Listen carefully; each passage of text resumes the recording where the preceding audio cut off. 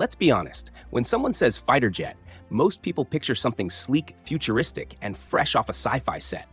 But what if I told you that one of the most dangerous fighters in the skies today is based on a design from the disco era?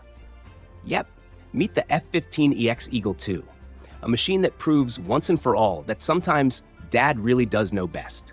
The F-15EX isn't just an upgrade, it's a resurrection, a glow-up, the military equivalent of taking your dad's vintage Mustang, dropping in a V8 engine from a modern Shelby GT500, bolting on smart tech from a Tesla, and sending it to the drag strip with a smirk. While the world was looking at 5th-gen stealth jets like the F-35 or Russia's Su-57, Boeing quietly turned the old warhorse F-15 into something that might just eat stealth jets for breakfast and still have room for a side of hypersonic missiles.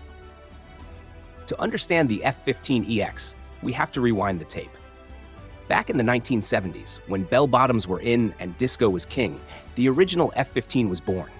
It was America's answer to the growing Soviet MiG threat. Its design was so dominant that decades later, its air combat kill ratio still hovers around an outrageous 104-0. That's not just good, that's basically undefeated in UFC terms, while blindfolded. But time, as always, is a cruel opponent. The F-15 was aging. Enter the F-22 Raptor, the stealthy, angular successor that was supposed to replace it. And it did, kind of, until budgets got cut, production was capped, and the Raptor turned into more of a silver bullet than a fleet staple. Meanwhile, the F-35 came along with more hype than a Marvel movie trailer, promising to be everything to everyone. But while the F-35 dazzled in terms of tech, it stumbled with costs, maintenance, and mission availability. The Pentagon needed something now. Something reliable, fast, lethal, and proven. Not a diva, a workhorse. That's when someone at Boeing looked at the F-15 and said, wait a second, what if we didn't reinvent the wheel? What if we strapped a rocket to the old one? Thus, the F-15EX Eagle II was born. At first glance, it might look like the same old twin-tailed, wide-winged beast that ruled the skies in the 80s.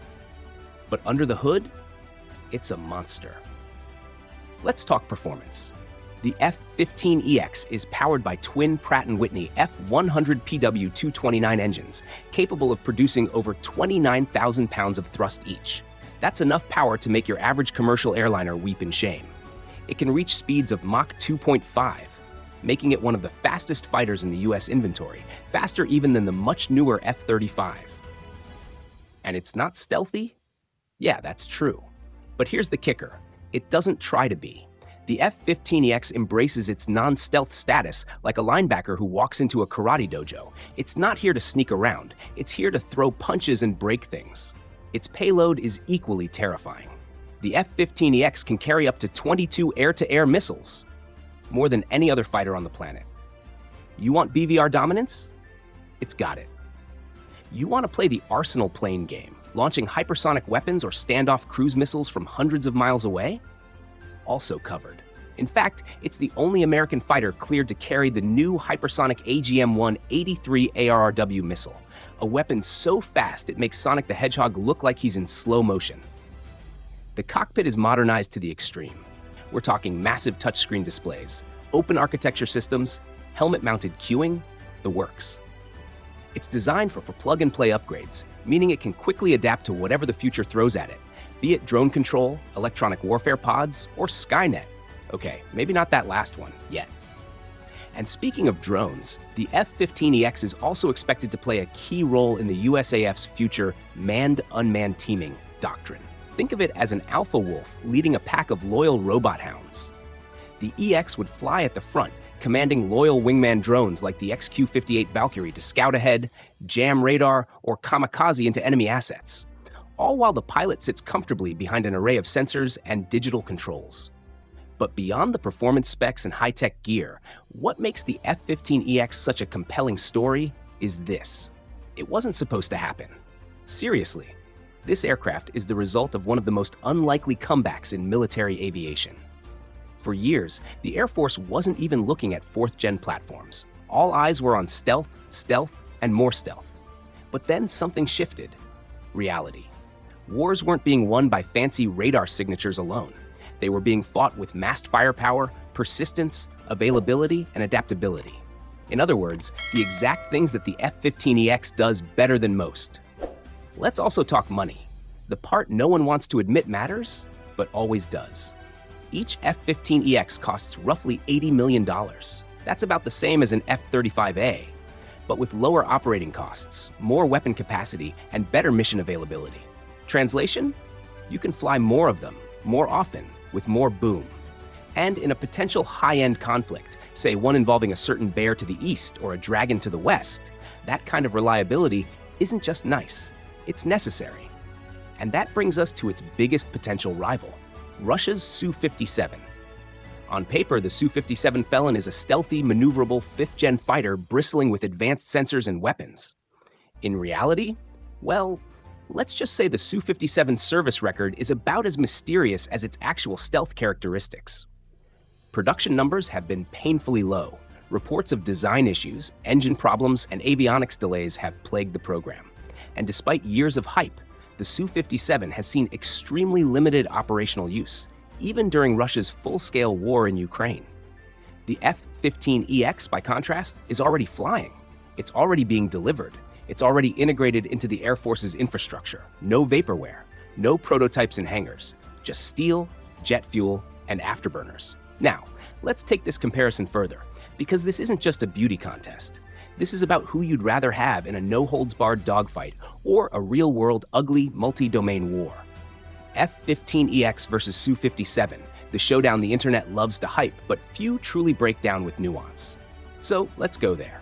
In terms of raw speed and altitude, both jets perform extremely well. The Su-57 reportedly reaches Mach 2 and can supercruise, fly supersonically without afterburners, though this claim has yet to be definitively proven in combat settings. The F-15EX, while not stealthy, pushes Mach 2.5 and can fly higher than 65,000 feet. That's stratospheric. It was built to hit MiG-25s and MiG-31s head-on in Cold War intercept scenarios, and it still retains that absurd vertical performance. Think freight train to the moon energy. Now, stealth. Clearly, the Su-57 wins on paper. It has internal weapons bays, angled surfaces, and radar-absorbing material. But that's just theory. In practice, Western analysts note that the Su-57's frontal stealth is decent, but its side and rear profiles leave much to be desired. There's even debate as to whether it meets the full criteria of a fifth-gen stealth platform. One Russian engineer even joked, "It's stealthy," if the enemy is polite enough to only look at it from the front. The F-15EX, of course, makes no such claims. It's a fourth-gen plus platform. But what it lacks in radar trickery, it makes up for in raw sensor power, standoff munitions, and networking. The F-15EX is expected to operate alongside stealth jets like the F-22 and F-35, absorbing their sensor data and relaying it to other shooters. It's the muscle, the enforcer. In a boxing analogy, the F-35 is the slick counterpuncher, while the F-15EX is the guy with knockout power in both hands. And here's the fun part. The Eagle II doesn't need to go looking for targets. With long-range missiles like the AIM-120D and the forthcoming AIM-260 JAT-M, it can strike threats from 100-plus miles away. When paired with AWACS or stealth fighters feeding it targeting data, the F-15EX becomes a sniper, not a brawler. You won't even hear it coming over the horizon. Just the sound of your radar lighting up, and then, boom. Meanwhile, the Su-57's missile suite is nothing to scoff at, particularly the R-77 and the new R-37M, a Mach 6 long-range air-to-air missile. But once again, theory versus reality. These missiles look impressive, but their integration, production numbers, and combat effectiveness remain largely unproven. In Ukraine, for instance, Russian air power has struggled to assert control, even with advanced platforms in its arsenal. Now let's pivot, because we can't ignore operational doctrine.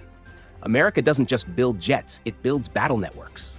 The F-15EX isn't being fielded to fight alone. It's part of a family. It'll operate in tandem with stealth jets, drones, satellite relays, and electronic warfare platforms. The U.S. Air Force doctrine hinges on kill webs, where everything, from a fighter jet to a destroyer in the Pacific, can pass targeting data seamlessly. That's the true force multiplier. Russia's doctrine, by comparison, has traditionally emphasized point defense, isolated excellence, and independent air superiority platforms. But without a robust network or real-time data sharing, even the most advanced jet can become a flying blind spot. And we haven't even touched logistics and sustainment, which, let's face it, are the real winners of wars. The F-15EX leverages decades of global F-15 infrastructure. There are over 1,500 F-15s flying around the world, from the US to Japan to Saudi Arabia. That means spare parts, trained crews, maintenance know-how, and weapons compatibility already exist. It's like plugging in a new laptop to your old charging cable. It just works. The Su-57, it's a boutique aircraft with boutique problems. Russian production is slow, sanctions limit its access to foreign electronics, and Moscow has struggled to scale the aircraft beyond limited high-profile deployments. Even India, once a partner in the Su-57's development, dropped out, citing issues with transparency and performance. And then there's political projection. The F-15EX is not just a fighter, it's a message. When the US sends these to bases in Europe, the Middle East, or the Indo-Pacific, it's sending a very loud and clear signal. We may not be sneaky, but we've got range, reach, and we're not afraid to turn the lights on. It's also, paradoxically, comforting to allies. Many US partners can't afford the full F-35 package, or they lack the infrastructure to support it. The F-15EX provides a more accessible path. It's like offering someone a top-shelf bourbon instead of a $500 bottle of rare scotch. Still powerful, still sophisticated, but easier to enjoy. But let's not kid ourselves. The F-15EX isn't perfect. Its lack of stealth limits its survivability in high-threat environments. In a scenario with dense SAM coverage or advanced enemy fighters, it will need support. That's why it's not replacing the F-35 or F-22. It's complementing them.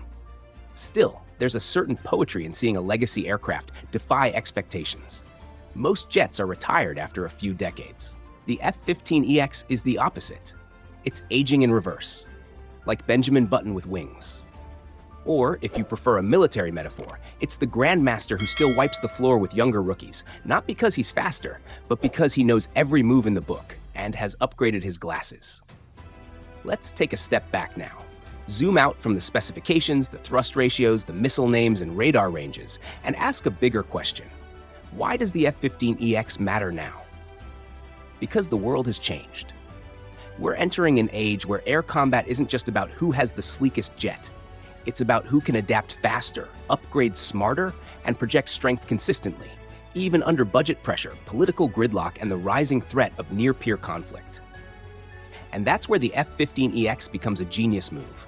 Not glamorous, not revolutionary, but strategically brilliant. It's the USAF saying, we don't need to reinvent the wheel. We just need to strap bigger, smarter missiles to it, upgrade the engine, put in a Tesla-level cockpit, and turn it loose. And that's exactly what they've done. Let's talk cockpit tech. The F-15EX has one of the most advanced flight decks of any fighter flying today. A massive 10x 10-inch flat panel touchscreen. Think flying a jet while swiping through a tablet from the future. Its mission computer can process 10 by billion instructions per second. That's faster than your MacBook, your PlayStation, and probably your brain on a Monday morning. And then there's defensive systems.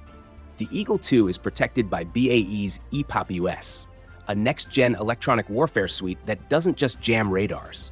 It deceives them. It creates ghost targets, floods enemy sensors, and ensures survivability in hostile skies. It's like giving your jet a Harry Potter invisibility cloak. Okay, maybe not full invisibility, but enough misdirection to keep it alive. Now combine that with its weapons loadout. The F-15EX can carry almost 1,000 pounds of ordnance, more than any other fighter in the US inventory. That means more bombs, more missiles, more flexibility. It can fly with up to high air-to-air missiles and potentially hypersonic weapons in the near future.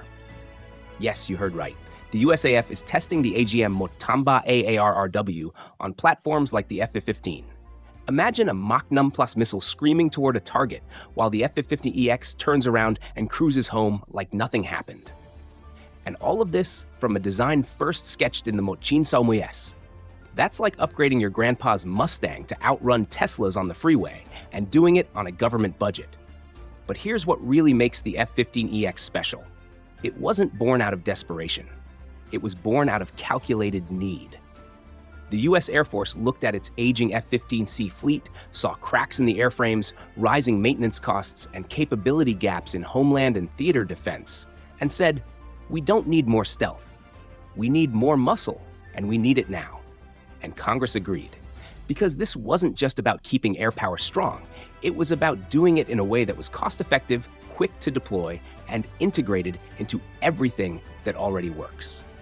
So where does this leave us? Let's fast forward. Imagine the skies over the Indo-Pacific, Haikomba Mui. US F-35s sneak forward, invisible to radar, scanning enemy positions. Data flows back to a high-flying F-15EX cruising hundreds of kilometers behind. That Eagle II locks on from beyond visual range, launches a long-range missile, and seconds later, an enemy radar site goes offline. That's not theory, that's the plan. It's about the kill chain, not the kill machine. And the F-15EX is the heavy hitter that turns data into action. So yes, the Sunum might look cooler in promo videos. It might carry the 5th-gen badge, and in the future, it might become everything Russia promises.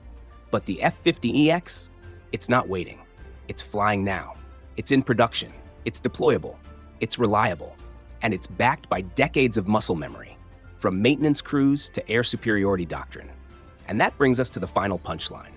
The F-15EX Eagle II isn't just an aircraft, it's a symbol that in a world obsessed with what's new, sometimes the smartest move is to perfect what you already have, to sharpen the blade you trust, to modernize the legend, not retire it.